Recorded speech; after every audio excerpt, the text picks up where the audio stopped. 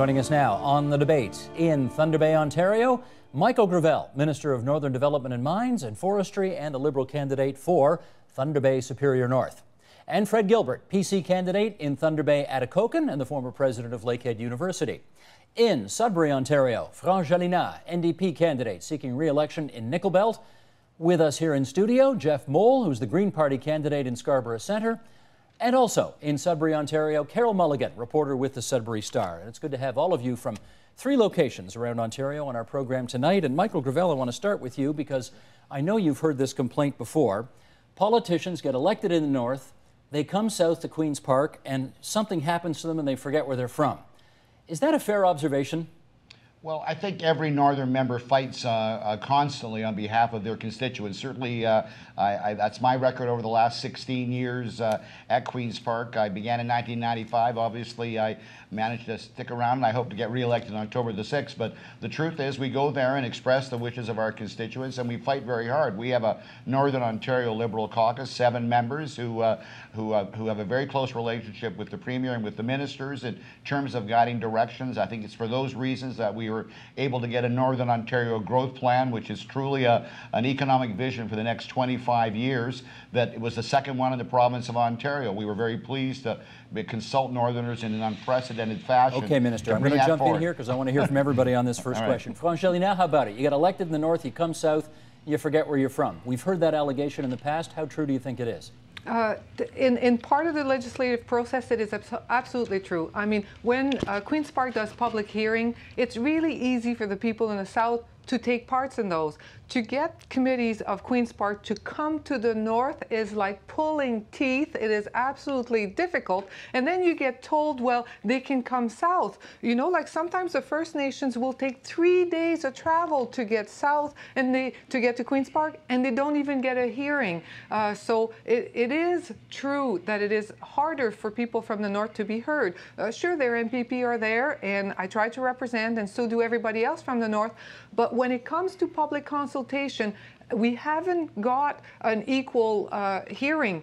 And as I said, it is really hard to get Queen's Park to come to the north, to give people of the north equal access to what's going on, especially on bills that has to do with our territories, that has to do with where we live. Well, let me not ask about bills. Let me ask Fred Gilbert, you about running a big university, which you did. You ran one of the biggest universities in the north for many years.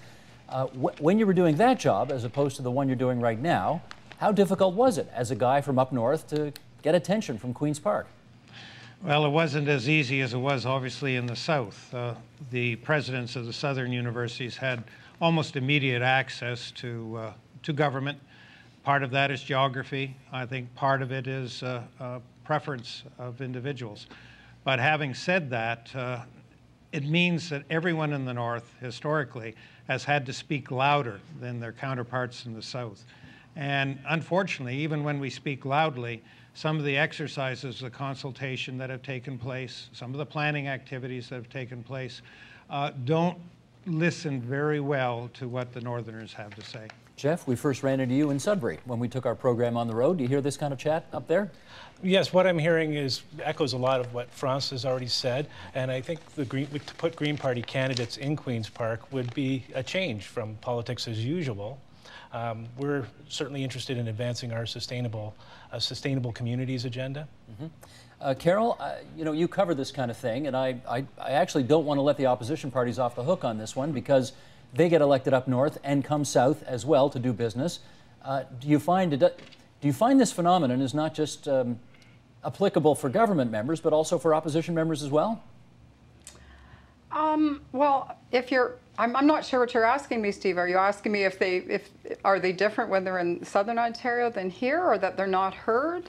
I guess what I want to know is, people mostly point fingers at cabinet ministers like Mike Gravel, who get elected in the north, come south, and something happens to them when they come south.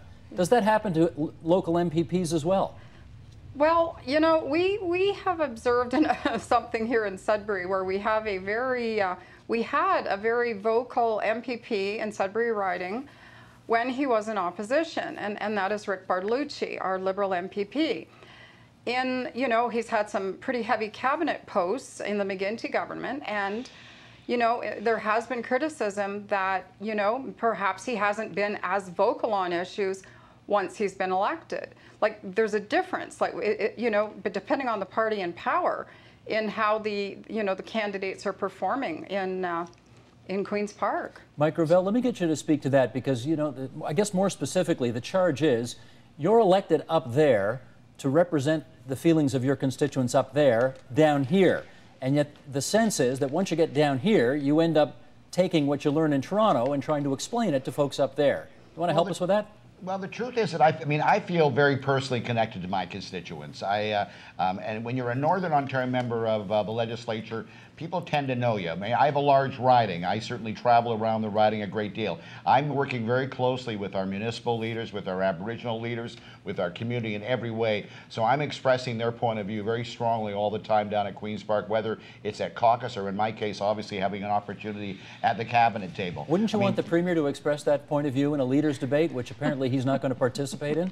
The Premier is looking forward very much to an opportunity to debate the leaders, certainly at the debate that I believe that you are going to be hosting, and certainly the Premier is one of the people that we are so grateful for the support that he's allowed us to bring to Northerners through many of the policies that we've been able to bring forward. I mean, but why is he not participating in the Northern leaders debate?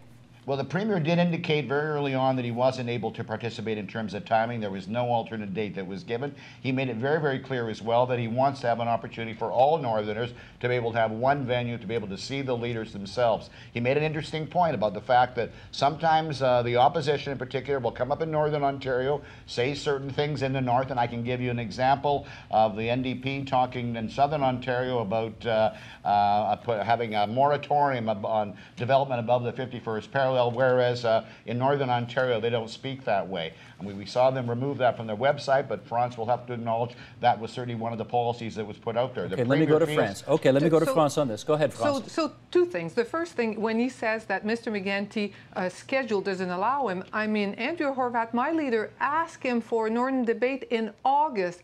Don't tell me that in August his agenda was full till October 6th. I mean, and right here, right now, if he picks a day, there has to be an hour that he is free, and we will make sure that it happens because people want it to happen. The second thing that Michael said is that he represents the North. You cannot say this in front of the people of Ontario about the Far North Act, because I was there and you were there, and the grounds at Queen's Parks were packed. Everybody made the week-long trip from every fly-in First Nation, the reef, the mayors, even members of the clergy were there telling you that you had it wrong with the Far North Act. Okay, let me get Fred Gilbert on this one. The South Lawn let me get Fred Gilbert on this. environmentalists, but not the North. Okay. And the people of the North didn't want it, but Michael, you brought it forward. Un moment, s'il vous plaît. Okay, Fred Gilbert, I think, first of all, we probably need a 30-second primer on what's in the Far North Act that opposition parties find so objectionable.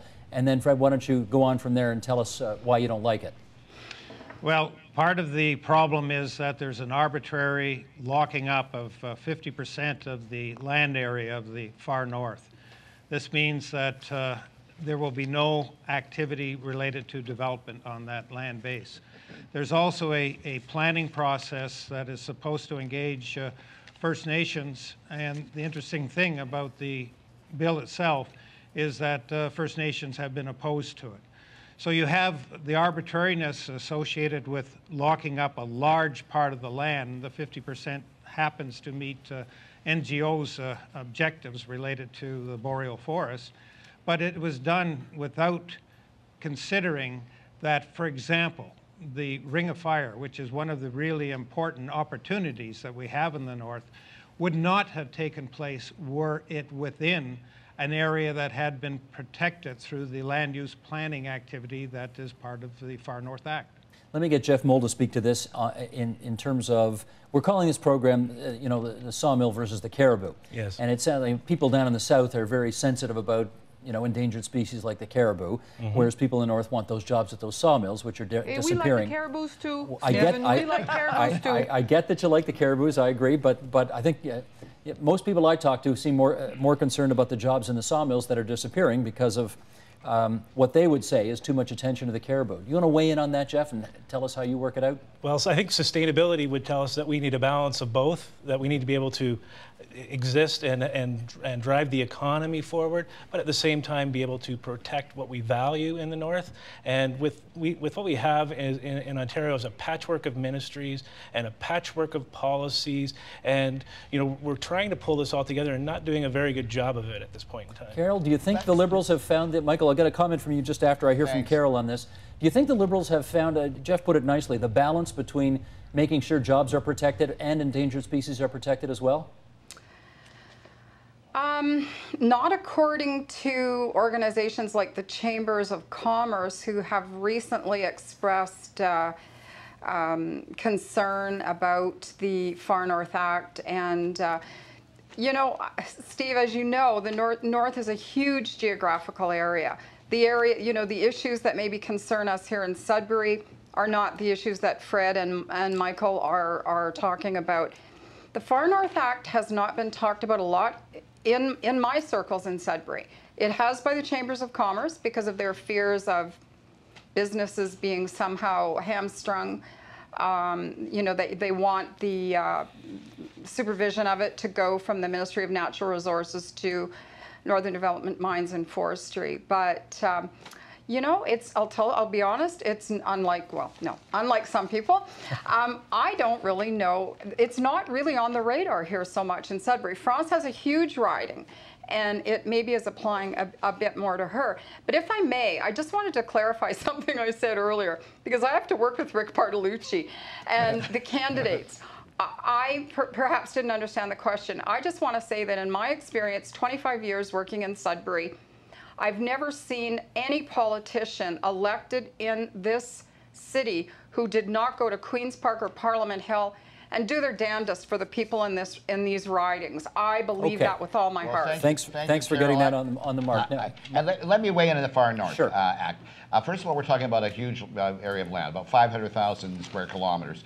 And we're proud of the fact that we're going to be protecting 50% of that territory. But what it also is this is an opportunity to have one of the most important land use planning processes we've ever seen in the province of Ontario. And we are engaged directly with a number of First Nations on that land use planning process, asking them to decide what it is they want to have, how they want to have their lands and their traditional lands used. We've already signed 2 agreements, Slate Falls and Cat Lake, where they have actually made decisions related to where they want to see their protected lands and where they also want to see development. I appreciate that, Minister, but I got to get you to weigh in on the issue that we've been talking about over the last few minutes, which is the balancing act between saving jobs and protecting endangered species. How well have you found the balance on that? Well, I mean, I do think we are finding the balance. The fact is, there's no question that with the Endangered Species Act, it gave something that I think all Northerners, I mean, I think they do support, obviously, protection of endangered species. The challenge is indeed finding that balance, and it's certainly something that I work on very, very diligently in terms of my ministerial role, as does my colleague, the Minister of Natural Resources. And I think we can find that balance. The challenge is to recognize that we have a certain amount of fiber that is available in the province of Ontario and in the north. We want to have that allocated as efficiently and as effectively as possible. We're working very closely with the forest sector. Minister Jeffrey is as well, in terms of working with them to make sure we come to an understanding so we can not just maintain but expand our operations, while at the same time we come to an agreement in terms of the regulations that are in place. I'm going to get Jeff in here. Hang on, I'm going to get Jeff in here. But for what it's worth, when Minister Jeffrey came to give a speech at the Sutton Place Hotel several months ago about this Endangered Species Act, the head of the Forest Industries Association practically ripped her head off because she didn't think she'd found the balance.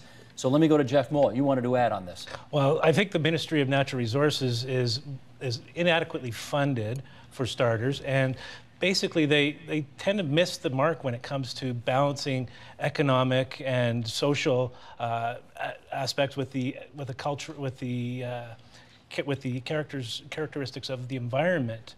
And so, putting them in charge of, or as part of this process, we really need to bring all the various ministries in and get everybody going in sync towards protecting the values that we have for all of these issues. Okay, and I would say it is more than just bringing the ministries together, because, like, I have all faith into the biologists that work for the MNR, but why do you completely ignore local knowledge? Why is it that when people who hunt, fish, live in the bush tell you there is sturgeon in that river, and the biologist will stand and say, no, there's no sturgeon here, but he'll go out there and he knows the hole where there's sturgeon, and the opposite is also true. When people that have spent their entire life in the bush have seen caribou tell you, I have never seen a caribou south of that line. They don't go there, they are sheepish, there's a train track going through. Why are we protecting an area that could be used for creating jobs, creating wealth,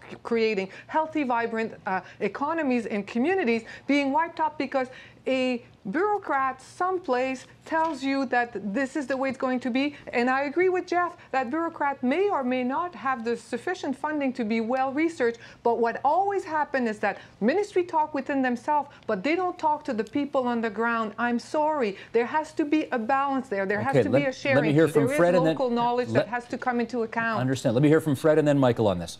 Steve, there can't be any balance when you lock up, in effect, 225,000 square kilometers of land. You can't expect things to remain static. You need to look at managing the entire land base. And if you're going to do that on a sustainable basis, then you need to look at the interests that use that land, that provide jobs for people. And at the end of the day, fire, catastrophe, parasites, you name it, are going to have an impact on caribou populations. The key is to deal with those populations, with those interests, at the same time you're dealing with the human interests.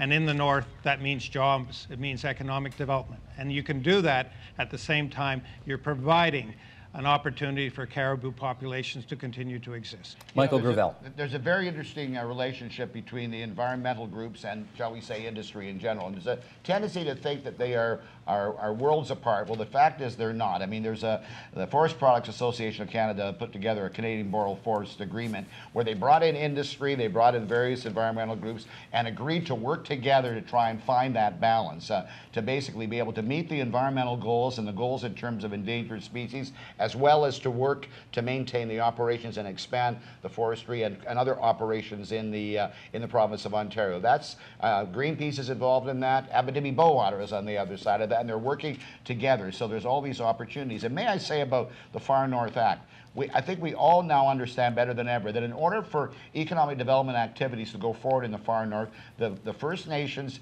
not only need but have the right to have a determination as to whether or not this development should be moving forward. And that's what we're doing through the land use planning process. I think mining companies know that. We're certainly seeing that with the Ring of Fire development, as the companies that are involved in that development are working more and more closely with the First Nations to make sure that everybody benefits from this. And we're providing significant... Let me jump in. Stand by, everybody. Stand by. Stand by. Un moment, s'il vous plaît. I want to put a new issue on the table here. And Franche Janina, I'll go to you first on this one. Your party, of course, is putting forward, I guess for lack of a better expression, we'll call it an Ontario first policy. Meaning if you want to pull something out of the ground, you want to smelt it. If you're pulling it out of the ground in Ontario, you better smelt it in Ontario. You better process it in Ontario. You better keep the jobs in Ontario. Tell us why you think that's the right policy. Well, first of all, I want to make it clear that the policy already exists, and it says Canada. So right now, if people are taking, any mining companies taking ore out of the ground and they want to process this outside of Canada, they have to have an adult conversation with the Canadian government. All we're saying is changing that one word, adding one word that says, you know, this adult conversation that you need to have, if you're going to take wealth out of the ground in Ontario and make the value-added job someplace else, you're going to have in adult conversations with the government of Ontario. And there's a million reasons for this, but the main one are the 700 jobs that were lost in Timmins just a few short months ago. Can you tell me, though, what does it mean to have an adult conversation with the government of Ontario? That's a good question, it means that it's not a question of that it will never happen again, because there are industry where we cannot process. Take De Beer with diamond. We can only process about 10% of the diamonds in Ontario. The rest of them are shipped elsewhere, basically because we don't have the processing ability and capability here in Ontario to process more. So had they come to Ontario and say, well, you know, like, we need to go elsewhere, we would have said, we agree, because we don't have the processing ability Let me get some feedback on but this. when we do have it, then they better come with good arguments before they ship those value-added jobs outside of Understood. Ontario. Okay, stand by Thunder Bay. Jeff Moule, what do you think of this policy? Well, two things. We need a framework that enables the benefits to stay here in Ontario. And secondly, if we don't have the capacity, we need a strategy to get the capacity to develop these opportunities. And I look no further than the energy sector, where we're handing over billions worth of waterfalls to private companies for development, and we're taking billions of dollars out of the north. Fred Gilbert, what do you think of this Ontario First policy, the NDP? I think that there's a potential problem associated with requiring a industry to do all of its processing when you do have, as been indicated by Jeff, an energy policy that is not competitive. We would lose, I think, development of a number of mines simply because they couldn't do the full processing here in a way that would allow them to make a reasonable profit from the activity. So it has the potential, in fact, of wouldn't be providing a hell less of a motivator opportunity to make sure and less that you jobs fix the rather energy than more. policy so that they Sorry, stay. we had two speaking at once there and I didn't hear. Fred, please finish your sentence and then we'll get Michael to comment and then France can come back at it. Okay. Yeah, I think the risk is, without having an energy policy that is competitive, that having Ontario be required to allow only processing done here would mean at the end of the day that there would be fewer job opportunities rather than more. Michael Gravel. Well, I'm glad to hear that France is backing off on the policy that they put out originally as a pretty firm one, because it's very dangerous. France would know. And speaking of 700 jobs, there are 700 jobs at the smelter at Falconbridge, Extratus, and that are in peril. At least 70% of the materials that they process come from other jurisdictions, and that's an extraordinarily important part of the economy for obviously for the Sudbury region. I think the Valley smelter as well, it has about 30% of their work done from processed materials that come out. The fact is, come from other jurisdictions, and they come from all over the world. And what we don't want to see certainly is a lack of attractiveness for investment in the province of Ontario. We are seeing a time when people are investing like they never have before in the province of Ontario, and to scare them off, to say that you're going to put this kind of policy in place is plain dangerous and could lose us hundreds of jobs here. So let me get France talking about an adult conversation, I certainly read that as recognizing they've got to be very, very careful as they move forward on this kind of a policy. France? Well, it happened in Timmins. When Xstrata decided to shut down their smelter, they never had in adult conversations with the provincial government because they didn't need to. What we're saying is that if this is going to happen again because they ship processing outside of Ontario because our energy policies are not competitive, then they need to say this to the Ontario government, who needs to react and do something about the energy. But the fact that the McGuinty government stayed completely hands off and said, you know, like, this is a business decision, it has nothing to do with us. We don't buy this. This is our natural resources. This is a smelter that was operating, providing 700 good paying jobs, that has gone to Quebec, and this is wrong. The provincial government should have had a role to play in looking at what could we have done to save those jobs. Stand by, everybody. I haven't heard from Carol Mulligan. Carol, can you give us a sense of how this NDP policy of quote-unquote Ontario First is playing north of the French River? Well, it's playing in two ways. This is a debate that's gone on in Sudbury for the 25 years that I've been back. The exporting of products, of material to be manufactured or whatnot elsewhere. So, you know, emotionally, I think a lot of people certainly want the products that are taken from our backyard processed here so the jobs stay here. There's a fear I am hearing from some people that, yes, there will be a loss of jobs if you know, if this policy is enacted, but you know, Sudbury is talking about the Ring of Fire right now. We want that smelter, we want those jobs, and people are terrified they are going to go to Manitoba or Quebec because of the hydro rates. Well, I'm really glad that Carol brought that up. May I say something here, Chief? Please. I mean, clearly, we're very committed to seeing the processing facility for the Ring of Fire through Cliffs Natural Resources located in Northern Ontario, and there are 4 locations that they're looking at, and that is why we have put in place a permanent policy in terms of reduction of our Northern Industrial Energy Rate Program, which reduces energy costs by 25%, as well as various other programs as well. And that's also why we're concerned about the fact that the NDP is proposing to increase corporate taxes. We're trying to make ourselves into an attractive investment climate for the mining sector as well as other businesses, and in order for us to be able to win that argument, we need to be able to make sure we are an attractive format. So we are committed to doing that, making that happen. Let me give the last word on this segment to the man beside you. Fred Gilbert, go ahead. Yeah.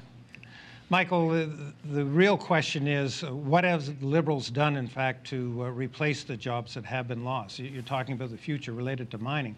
We have the present related to forestry, where we have small communities that were dependent on a mill that now do not have a wood allocation because of the process that the Liberals put in place. We can talk about Atikokan, we can talk about Hudson, we can talk about Dubreuilville in the Northeast. These are communities that have lost... Smooth Rock, and the list goes on. Yeah, they've lost their sawmills. There are some very good stories in terms of our wood supply allocation. I'll be very happy to list them off. There's no question that it's been very, very difficult in terms of the communities that weren't successful in this proposal, but we were determined to see wood that was simply sitting on the forest floor for 2, 3, and 4 years. We were determined to see that wood being put back to work, and may I say, you know, the why I was opposition sitting was on the calling floor. on us to... Gentlemen, stand by. We're good. I think everybody's had their chance at this one. I want to go on to one more topic. Steve, I was hoping to ask one question of Mr. Gravel. Okay, Carol, Yep. come on in. And that question is, has anyone asked Cliffs Natural Resources, if a 25% tax credit or rebate, whatever you want to call it, with that hydro program is enough to bring them to Ontario? Good I haven't question. heard anyone say they've done that. I've been meaning to call myself. Is Well- that enough? Has anyone asked them? Well, we've had some very, very interesting conversations and very positive conversations with Cliffs Natural Resources, and I suspect if you spoke to the senior management, Mr. Boer in particular, that he would tell you the same thing. The fact is there are other incentives in place, and that's why, again, I'm concerned about the NDP proposal to raise corporate tax rates. I think that would make a real difference to them. But the fact is that they brought up their draft proposal. They identified 4 sites in Northern Ontario. What do they do, Minister? I'm sorry? What do they do? Cliffs Natural Resources, what are they trying to do? They really want to move forward with the project, obviously, but they want to make a decision as to the location. What's the project, though? Ring of Fire. The Ring of Fire. I'm sorry. It's related to the Ring of Fire. Okay. This is I'm sorry. This is very much related. This is the Ring of Fire. Cliffs is certainly obviously one of the major players in this, and they have put forward a complete draft proposal in terms of their project. And one very important part of that is a processing facility or a smelter to be built in one of 4 locations in Northern Ontario. Let me jump in here, please. Let me jump in because with time running out, and I still got a couple of things we want to get to. Sure. This one's aimed more at the Conservatives and the Democrats for this reason. There was a GO Train refurbishing contract that was let and was won by a Quebec company, which came in $2 million under under a bid that was put forward by a company in North Bay. And therefore, the contract went to the lowest bidder, which was in Quebec. The Conservatives and the New Democrats have both said that they will cancel that contract because they believe that even though North Bay came in $2 million higher, the contract should have gone to an Ontario company. And Fred Gilbert, let's start with you on that. I asked your leader, Tim Hudak, this the other day, and that's a very unconservative position to take, I think. This is 2 contracts he wants to break. Defend this, if you would. I think there are 2 points that need to be made here. One is the jobs that would have occurred in North Bay were the refurbishing done, and there had been evidence that the company has done a wonderful job in refurbishing rail cars in the past. I think the other element is taking a look on balance. The revenue that would be generated by those jobs through taxation would more than offset the $2 million difference in the contract. So on balance, it makes sense to keep those jobs in North Bay because the province would see greater revenue and would see employment in an area that desperately needs it. I don't think it really Franchel, answered Steve's stand by, question. stand by, stand by. I'll get to you in a second, Minister. Franchel, now, do you worry that, you know, you got the Conservatives on the one hand calling for the cancellation of the Samsung deal, now they're calling for the cancellation of this Go Transit contract. Are you concerned that when the opposition parties do this, they make it look like Ontario's word can't be taken? Well, all I can tell you is that we're talking about a $120 million contract, and the difference between the Quebec and Ontario was $2 million.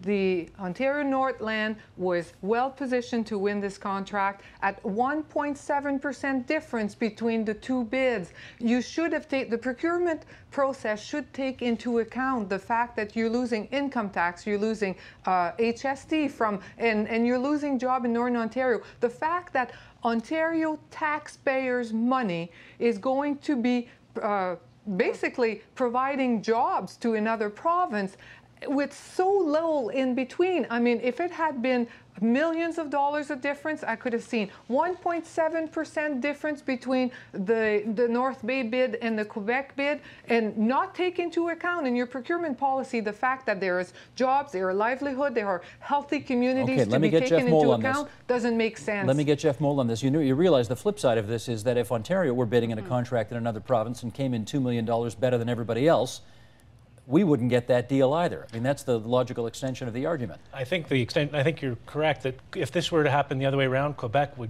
clearly go side with their local company. I think somebody was asleep at the switch in the government when they allowed this to happen. Michael Gravel, was somebody asleep at the switch? It was a competitive bid process. A fair tender was put up there. Obviously, I was quite frankly praying that indeed that the bid that was going to be successful. Here's something that's very important. The ONTC, as you may recall, in about 2003, the Conservatives were going to privatize it. We campaigned in 2003 on keeping the ONTC in public hands, and since that time, we have supported them in a substantial way, over $300 million in investment to the ONTC. And the refurbishment division is one of the strongest parts of that division, and we're going to be working very hard to find more work for them, and there's going to be more work for them. This is something that I feel very, very optimistic about, working with Minister Wynne, who obviously is a Minister of Transportation and obviously responsible for Metrolinx. We've already provided some work through to renovate the Polar Bear Express, a very important project. I can say without getting in too much trouble. But there's still a $120 million contract that has gone out to Quebec, and this is not acceptable in this day and age. I don't want to get in trouble. There's more to come. There's some more opportunities to come. So certainly,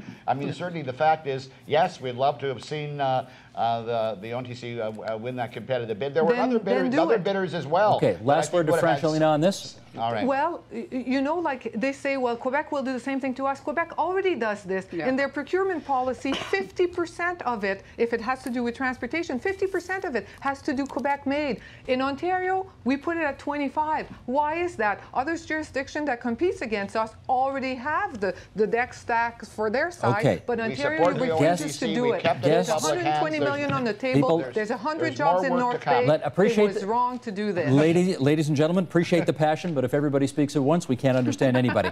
We've got 5 minutes left here, and I want to put one more thing on the table, and that is this. I want to get a sense from all of you about which political party really best represents the aspirations of Northern Ontario.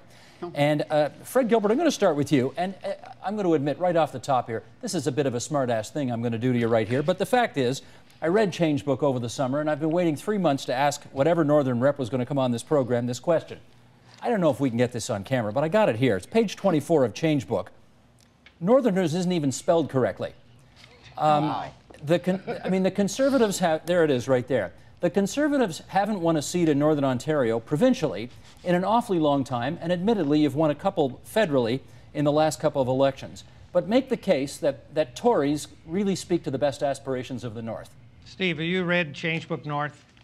Have you recognized that the first policy statements related to this campaign came from Conservatives and came because of a commitment to the North, a commitment that's reflected in Tim Hudak's background, the fact that he wasn't a minister of the same area that Michael is. He got an understanding of the North, a love of the North, and a passion for the North, but more importantly, a commitment to make the North better.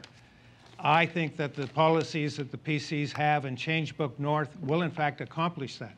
Okay, And Jeff Moule, make the I case. suggest that one little spelling mistake does not offset some very strong commitment and policies related to northern development. I appreciate that, but obviously somebody needed a better proofreader at one point. But anyway, Jeff Moule, make the case for the Greens. Okay, so basically we need a better planning, land use planning for the entire north. That land use planning needs to touch on the social, the economic, the sustainability of the environment, and basically we need to protect a lot of what we have up there. In the Greens, we've made a statement that we are going to oppose the privatization of natural resources for energy projects.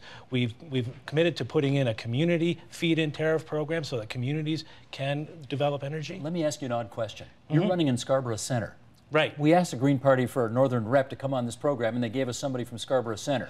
Is there a disconnect there? No. In fact, I love the north. I do go to the north. I'm working hard to protect something that's very valuable for the north. Is that Newmarket like McGuinty went? No. I'm running against the energy minister because I have to speak about the energy policies and the impacts on the north. Fair enough. Francelina, the NDP, make the case.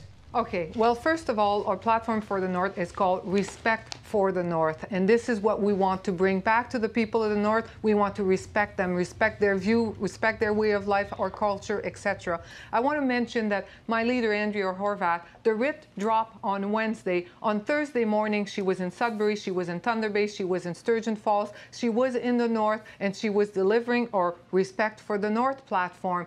It shows a commitment to the North. The main values that every NDP shares in Ontario is share in prosperity and social justice. And this resonates with the people of the North. We have learned to share in the North. We know that our industry, our resource-based industry, has peaks and valleys. We help one another. This is what NDP does. Okay. We understand social justice, and God knows that we have population of First Nations that needs social justice and many others. I've got to try to do the impossible here, Madame Jelina. I've got to try to keep Michael Gravel to a minute. Okay. Good luck. Minister, make the case. The Liberals have made unprecedented, record-breaking infrastructure investments all across Northern Ontario. $700 million annually for our highway investments. The Northern Ontario Heritage Fund creating or retaining about 17,000 jobs. We're increasing it to $110 million. We increase it from 61 to 100. We are working with industry to help them bring more investments to the North. We're driving the direction of the development of the Ring of Fire, which is a huge opportunity for Northern Ontario, and we want to keep doing that. The Conservatives closed hospitals, fired nurses. We are opening new hospitals, building new hospitals, and we're hiring more nurses. They closed schools, we're building more schools. There's no question in my mind that the Northern Ontario platform for our party is the strongest one, and one that reflects the values and the needs of people in Northern Ontario, and I'm certainly very proud to be a representative for the party. Okay, that's time. As are my colleagues. That's time. I thought I could do it in a minute, but I guess not. Michael Gravel, Minister of Northern Development and Mines, the Liberal candidate in Thunder Bay, Superior North.